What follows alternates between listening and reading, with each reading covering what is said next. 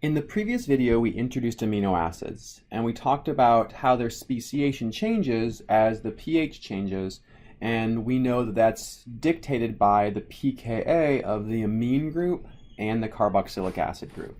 So as a reminder, a general amino acid has an amine group and a carboxylic acid functional group attached through the alpha carbon.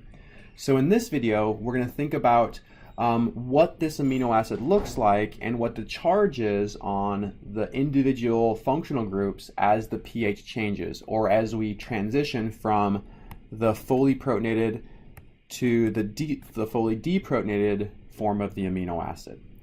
Okay, so let's first think about these two functional groups and what they are charged in their fully protonated form.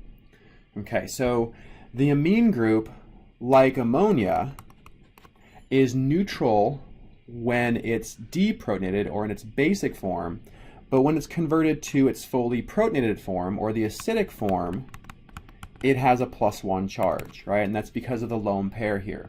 When you protonate the nitrogen, you create a cation. With the carboxylic acid, it's just the opposite. So the carboxylic acid functional group, when it's protonated, it's neutral, but when it's deprotonated, that's when it has the charge. And in this case, it's -1. So in the fully protonated form of amino acid, we have a protonated amine and a protonated carboxylic acid. So let's draw this amino acid in that form. And I'm going to go ahead and draw this in red so that we match the colors in our speciation curve.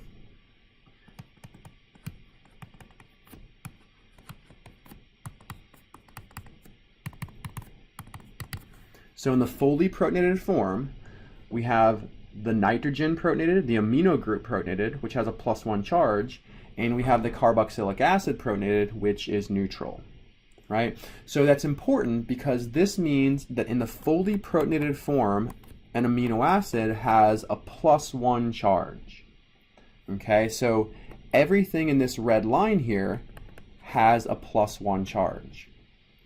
As we transition to the monoprotonated form, or the HX form, we need to figure out which of these two functional groups loses a proton first. So which of the functional groups has the more acidic pKa? And hopefully the answer is intuitive. Carboxylic acids are acidic, amines are not as acidic. So it's the carboxylic acid functional group that gets deprotonated first. So in the monoprotonated form, we have a deprotonated carboxylic acid and a protonated amine. So we still have the protonated amine, it doesn't change at all. But the carboxylic acid now is in its carboxylate form, so it has a -1 charge. Okay, this is the HX form of our amino acid. And what we note here is that I have one positive charge and one negative charge. So overall, this is a neutral molecule.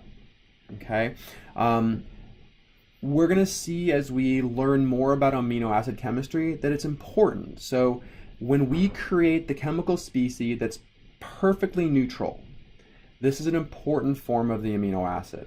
The pH where we have a perfectly neutral solution is called the isoelectric point.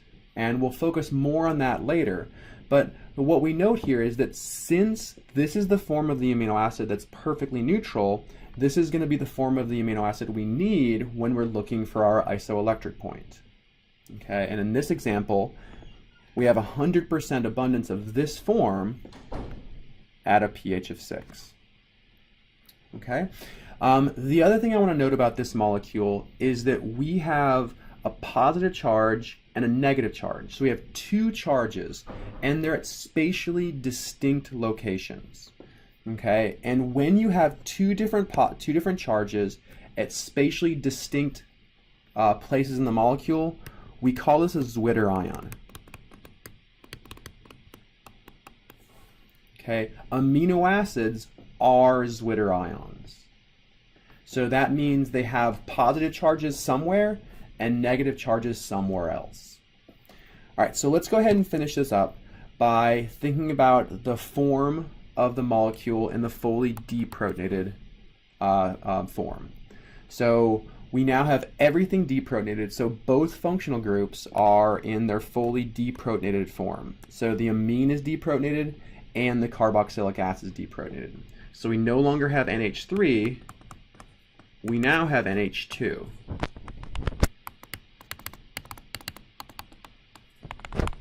So the carboxylic acid is a -1 charge. The amine is neutral in its basic form, so this molecule overall has a charge of -1. So the only form of the amino acid that's overall neutral is this form right here.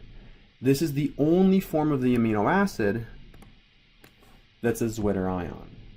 Okay, and when this form is in 100% abundance, when we have an overall neutral charge on our amino acid. So as we move forward thinking about the chemistry of amino acids, keep these ideas in mind. Oftentimes we're looking for the fully neutral form of the amino acid or the peptide. Okay. The other thing that I want to stress here is that as we move into the next video, we're going to see what the 20 common amino acids look like.